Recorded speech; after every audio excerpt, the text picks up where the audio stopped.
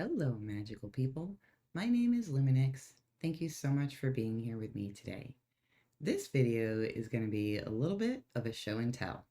So, disclaimer right off the top, I'm not a therapist, I'm not a psychologist, I'm certainly not a psychiatrist. I have no formal educational training in anything related to shadow work. I have, however, been in therapy on and off, mostly on, for quite a long time. And with my current therapist, we often will use a methodology called internal family systems, which is really fascinating and really interesting, and that I've found to be quite helpful and absolutely, especially in terms of getting clarity and a better understanding of some of the ways in which I operate. So, I'm not going to go into a giant deep dive about what internal family systems is, because there's plenty of other people who are more credentialed than I am who can take you through it if you want to do the research. But to sort of give you a very bare bones overview, it's essentially one, recognizing the fact that we have, due to our experiences, a variety of parts of our psyche that may show up and act in certain ways. And they're in sort of different groups.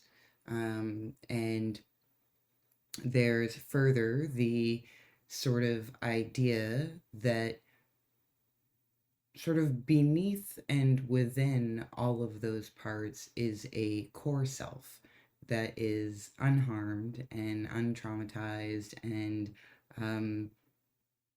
unfazed, I guess, the spirit of the self, unfazed by the negative experiences that are actually here. And that all of the other parts sort of work in conjunction to help us survive, but also may make it more difficult to get in touch with that core self. I sometimes sort of internally also sort of equate this idea of the core self a little bit with higher self, because it does feel more, I can't think of a better way to say it, but it does feel a bit more interdimensional than just this bodily self. But anyways, that's a rabbit hole I don't need to go down for this video. So essentially, internal family systems is developing relationships with these various aspects of the self to basically work better as a cohesive whole.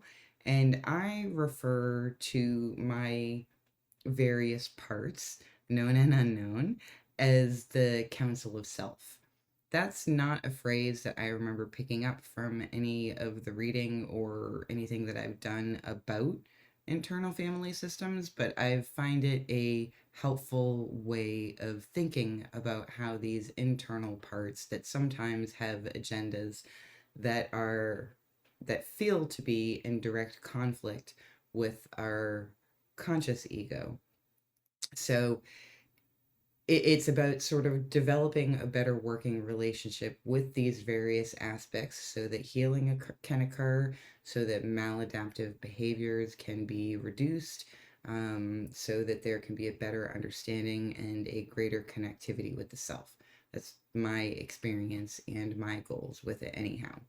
So now that I've told you a little bit about IFS, essentially, I had this one part that kept making itself clear to me. And this part was the part that kept me from watching my own live streams. And I've only live streamed like 4 or 5 times, and it's been a little while. Maybe I'll get back into it at some point. What are you doing, Mr. Man? The cat is sitting next to me. I'm sure he'll probably make an appearance at some point because he always does. But anyhow, so um, Yes, there was this part that kept keeping me from showing up, or from looking at my live streams. And uh, I was noticing this part because this has been a relatively consistent theme that I've become more and more aware of as I've gotten older, is that the notion of being seen and being heard is a gigantic growth arc for me in this life.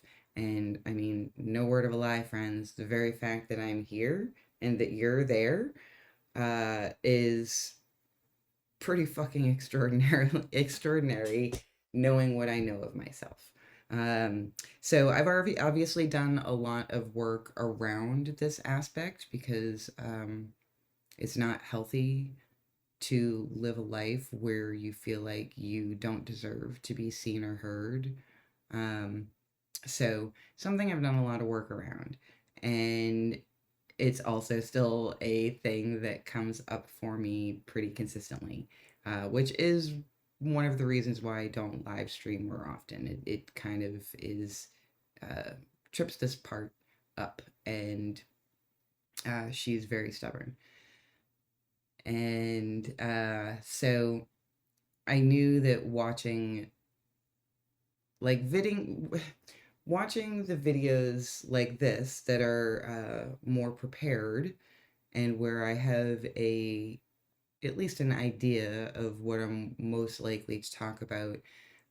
Even watching those videos has been a pretty big growth arc over the past couple of years, or however long I've been doing this. I think it has been almost 2 years.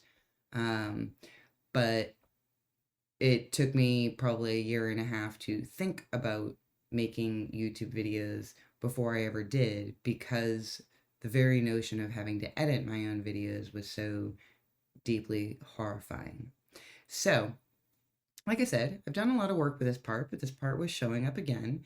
And so I recorded myself having a conversation with this part because I thought it would maybe someday turn out to be something that was interesting or helpful or informative for people, or at the very least, my friends, it is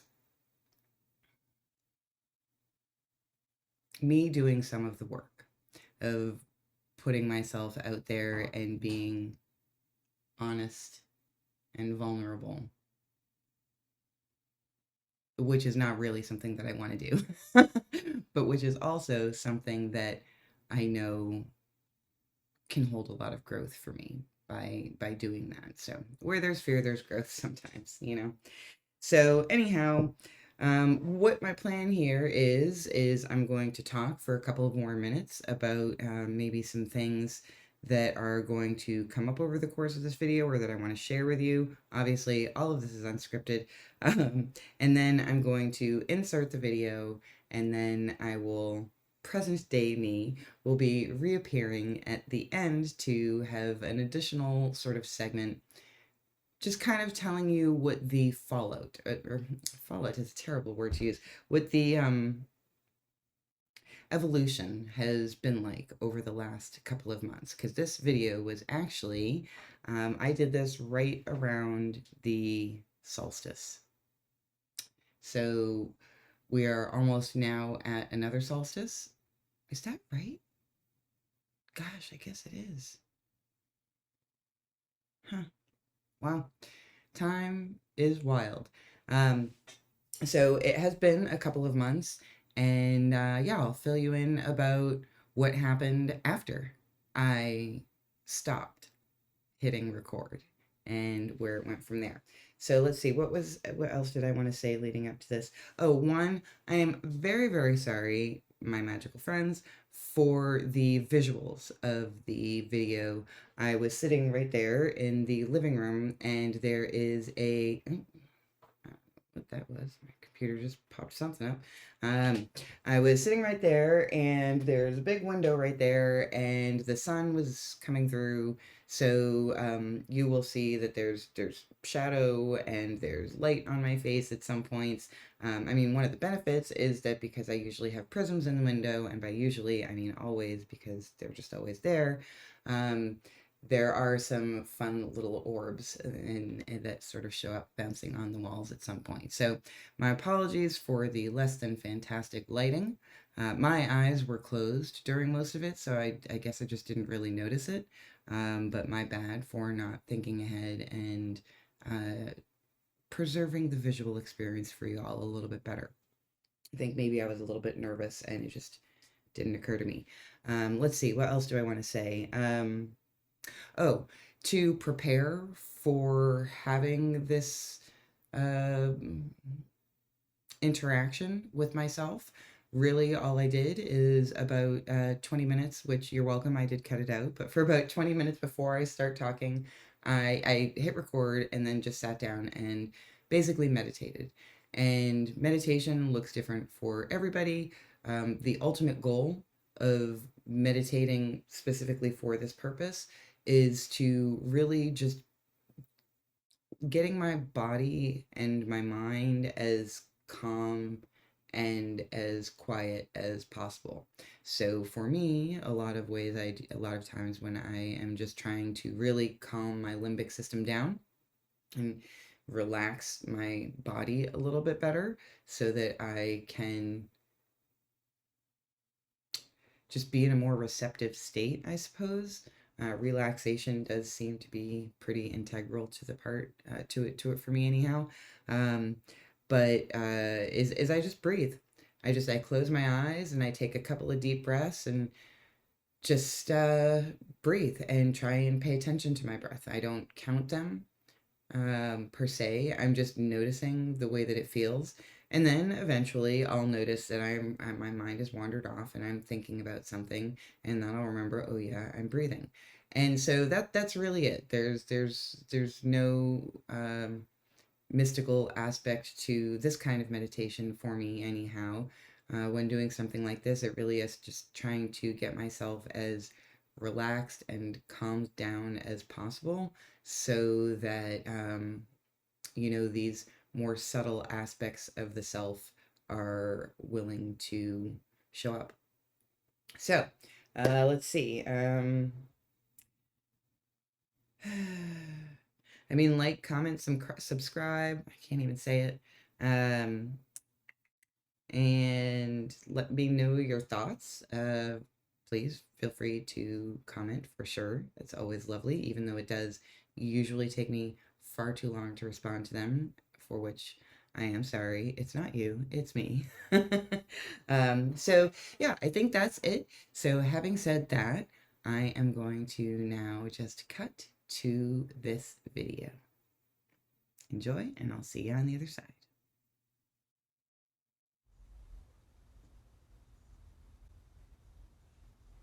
I would like to speak with the part that is making it so challenging for me to watch my own live streams. Is that part willing to speak?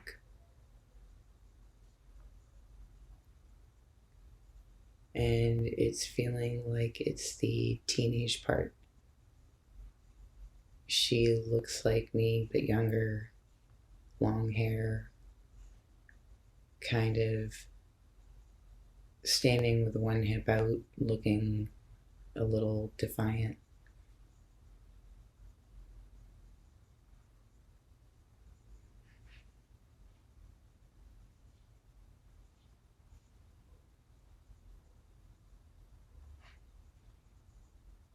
When I ask my body where she lives, it's interesting, there's this like kind of aching feeling that's happening in this shoulder area that just sort of seemed to call my attention, which is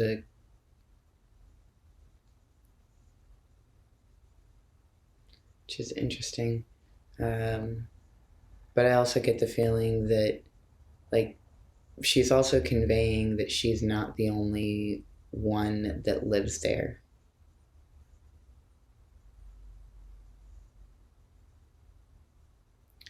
So what are some of the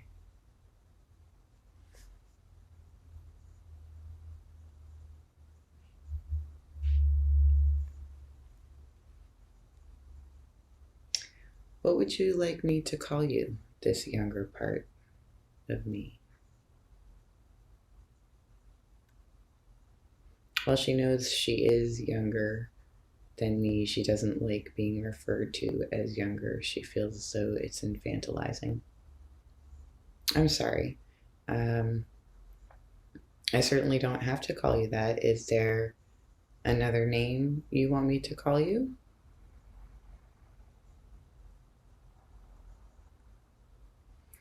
And it's funny, it's actually this image of her looking back at a younger me, but also an older me, and pulling the name Oceana. Okay, Oceana. I'm happy to call you that name. Does that sound right to you? She's looking a little shy, looking down at the ground, but she doesn't look displeased.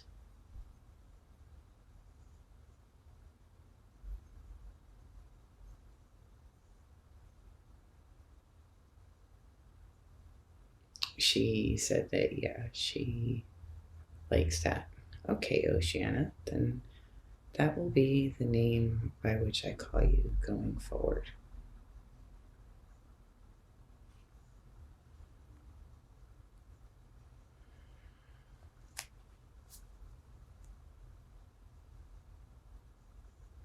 What are your goals,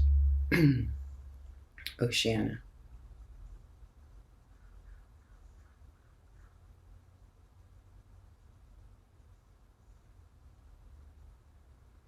And rather than using words, she's actually kind of miming, and she's miming a sort of like exaggerated creeping, like tiptoeing, not trying to be heard or seen. Okay, that's interesting.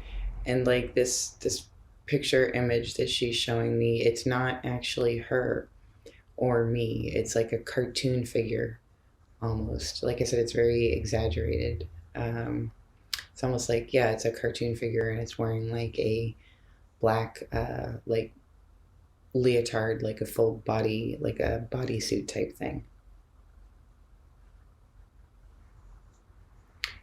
Okay, so your goal is to move around without being witnessed.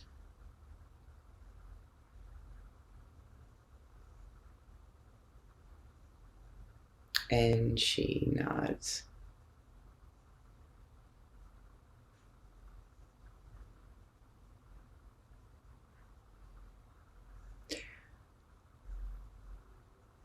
What does not being seen or perceived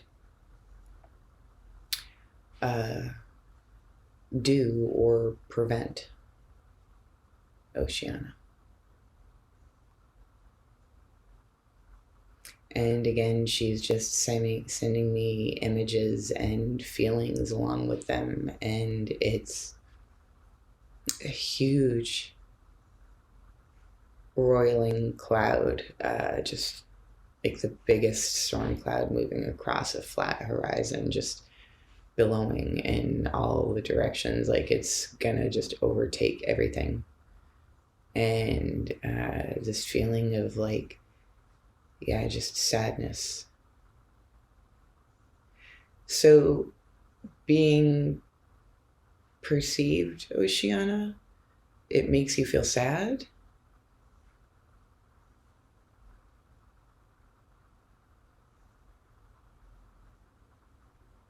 And again, she's not using her words, but she's kind of miming that, like, well, eventually. Okay, so when you are seen after some period of time, there ends up just being overwhelming feelings of sadness. And she's reiterating to me now that in this landscape with the billowing storm clouds that it's almost like they're not just clouds, they're like particulate. Like it's more like tornado, I guess, than like a cloud. And she is pointing out that we are the only one in this space. So it's also a very deep feeling of loneliness and aloneness.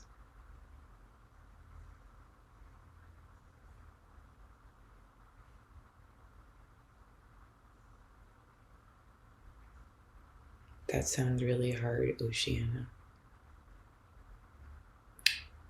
To be in a place where you're about to be overwhelmed and help isn't available to you.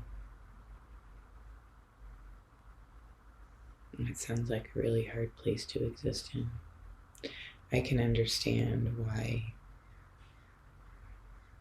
you would want to not be seen if that's how you feel. It will always turn out. I can sense this other part coming up that is very much trying to find the silver lining. Oh, that's interesting. This just came up in therapy the other day. But there's this part that very much wants to find the silver lining or the lessons from these painful, alienating experiences. And I would like to just acknowledge that that part also has a voice, and ask that part to be patient, because right now I'm trying to spend a little bit of time with Oceana to understand where she's coming from, and Oceana is feeling like she can't express or exist when you're doing your part. So I value you and do want to hear what you have to say. I think you've definitely played an important role, but would you mind waiting for some other time?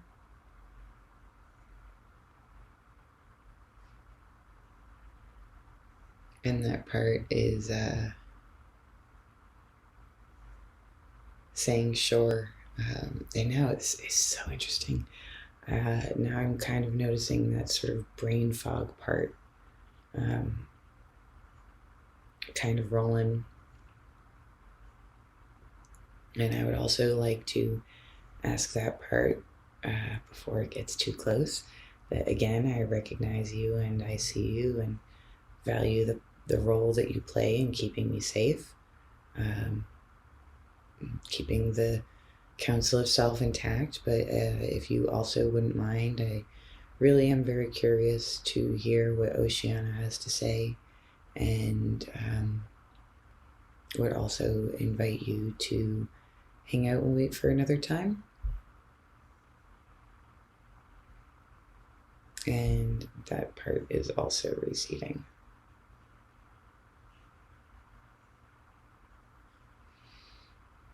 Reluctantly. Okay, so Oceana, thank you for your patience.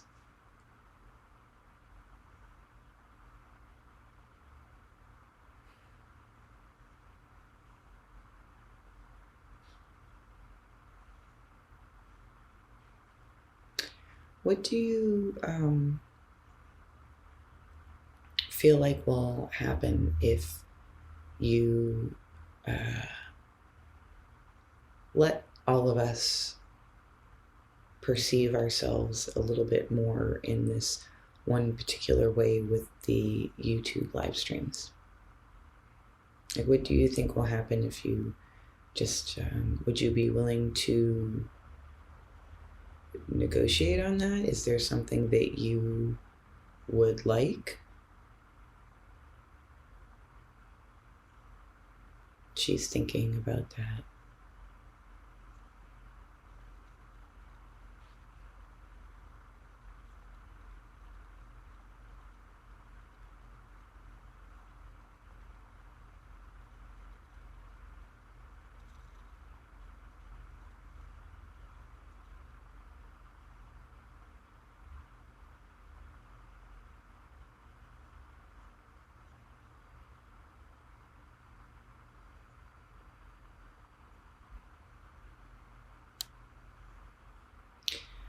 Would it be helpful to remind you, Oceana, that I will always be with you? That no matter what comes your way, no matter how big the storm clouds, that you will not be alone. I will always be with you.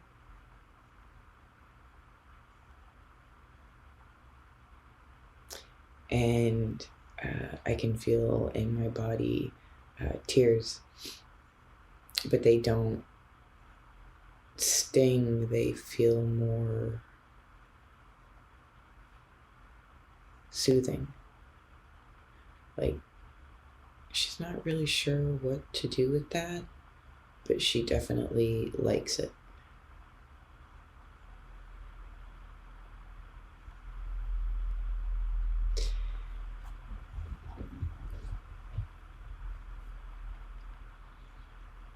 And she's saying with her voice, it's nice to hear your voice, Oceana. She's saying that we can watch a few minutes of it if I hold her hand.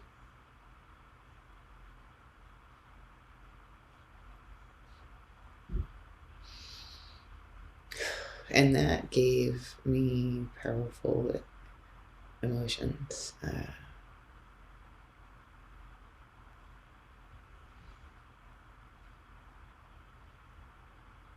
From really deep within, just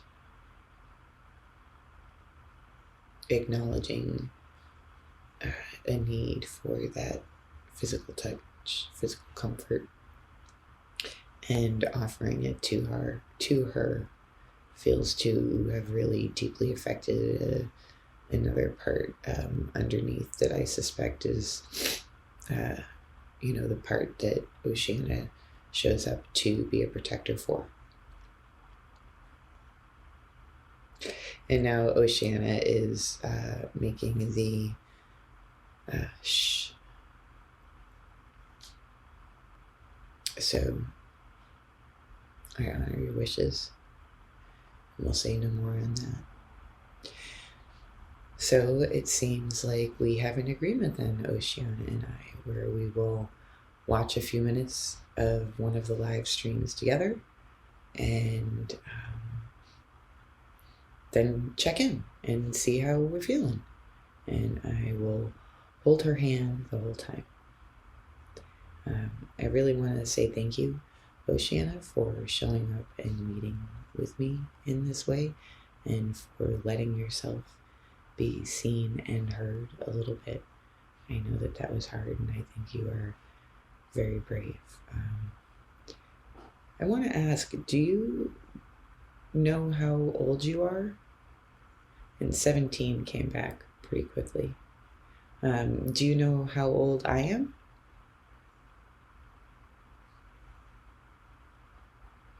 And she kind of shrugged and threw out 37. I'm actually 48. And oh, that was funny.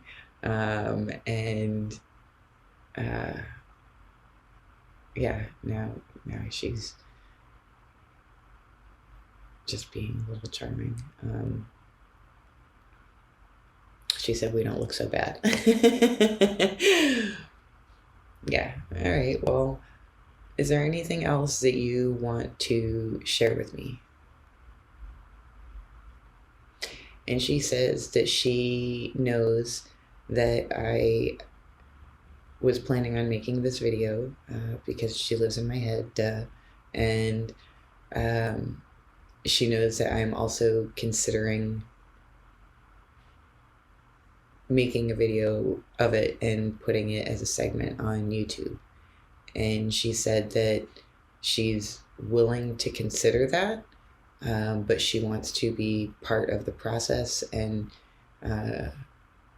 present during the editing of that, if I do decide to do that. And she also wants to check in about the whole matter again after we've watched a little bit of the YouTube video. She's a cautious one. To which she adds, I have good reason. And you are right, my friend. You are right. thank you again.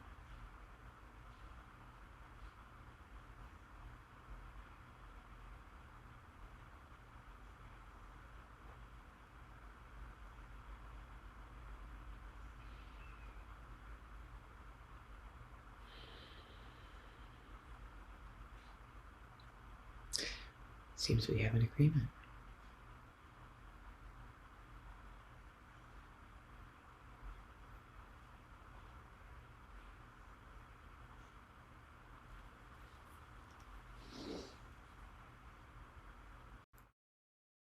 Hello again, and welcome back. I hope you found that to be as interesting an exercise as I did. And so I just now, at this point, wanted to share a little bit about what's happened since then with regards to this one specific thing. And I'll tell you, it's been a little bit of a roller coaster ride. So in the immediate, like, I think I hit stop on the recording and got up, and I think it was right after that, because like I said, at this point it was a few months ago. But me and this part sat together and watched 5 minutes of one of the live streams. I don't even remember which one it was. Probably the first one if I know me, which, I kind of do, maybe. But we watched like 5 minutes of it, and then we checked in, or I checked in with this part, and she was good. So we ended up watching an hour and a half, which is terrific. And it did feel very good to be aware of this part and kind of communicating in real time with this part while we were watching it. And it was kind of I'd say it was surreal because it feels like it should have been, but it actually really wasn't. It was an interesting experience, but it didn't feel weird at all. It felt really good. Um, so that was back around the solstice, like I said. And I think that this is one of the interesting things about doing this kind of work with yourself or on yourself or for yourself, is that it's not a one and done, you know? So, I am sorry if my computer just.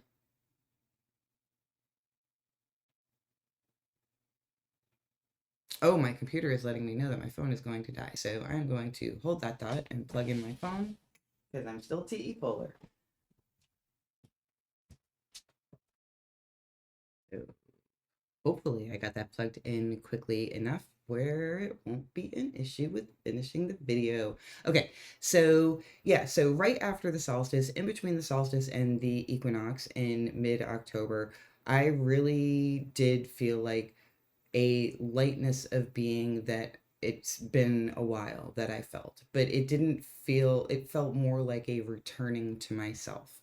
And I don't want to credit just this one experience with all of that, although, I mean, I can't actually remember what else was going on then aside from the fact that it was sunny and that it was summertime, so there's probably lots of like warm and sunny and being outside, which also always makes me feel good. But I really do believe that this one exercise, this allowing me to see a part of myself that doesn't want to be seen, and getting that part, like that part has already grown so much to the point where, like I said, she lives in my head, duh. So she knew before I ever sat down that I had at least a possibility of the intention of sharing this video with all of you in mind. And so that was really wonderful. And I should have made a point to sit down and sort of repeat, maybe less elaborately, just internally. I should have made a point to consciously connect with this part more. But as it happens, around the equinox, I had a favorite little squirrel friend, Scrappy Bright Eyes, died right before the equinox. And that is kind of a difficult time of year for me, anyhow. So I think that all that lightness of being and feeling like a kind of return to myself that I had felt from around this time of the solstice sort of went away, and I was really kind of struggling a little bit for a while and just feeling a lot of grief come back up. And that, I think, probably lasted until, the probably around a month. It was probably around, mid-November before the sort of grief cloud started to lift again. And even at that point, I didn't check back in with Oceana as I should, which is probably why I haven't streamed, and which is probably why I still haven't watched any more of my live streams than that initial 1.5 hours that she and I watched together. Um, but, I say that because I do want to reiterate that this can be a powerful, impactful thing to do in developing your relationship with yourself, and for allowing yourself to see yourself and grow and understand. Um, and, but it is also a subtle thing. It's a thing that moves and shifts in degrees. And so, yeah, maybe I'll repeat this process. I'll definitely repeat this process with Oceana again. And she and I did have a chat earlier because, I mean, to be honest, like I didn't even watch that video that I made, the one that you just watched. I never watched it right after I did it. And I didn't forget about it, but I just couldn't make a point of forcing myself to watch it. I know, I know, I know, I know, I know, I know, I know, I know, I know, I know, I know. But I didn't, and I just watched it for the first time earlier today. And I then watched it a second time several hours later and had a little bit of a conversation with Oceana, and did want to make her kind of a part of the process. So, she's been kind of hanging around in the background with me more consciously than usual as I was recording both the introduction and here. I feel like maybe even it's showing up just in the way I'm talking or moving, but I do feel like she is a bit more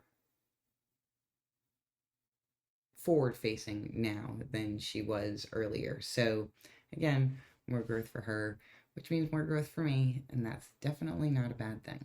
So, magical people, I hope you found this interesting and informative in some way. And please, I can't.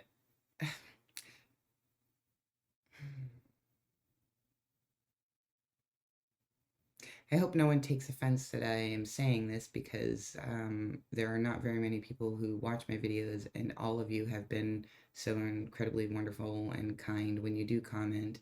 But if you do feel inclined to leave a very critical comment, please do remember that this was a very vulnerable thing to share with you all. This was a real experience with a real part of me that was born out of, she's come a long way, but she's pretty nervous about putting this out there. And I guess that kind of means I am too. But that is a story for a different day. I will maybe dig back into this at some point with y'all. But until then, as always, please don't forget to be kind and gentle with yourself. For fucking real. Oh, there he is. We'll see you soon. Okay, bye, Mr. Ian.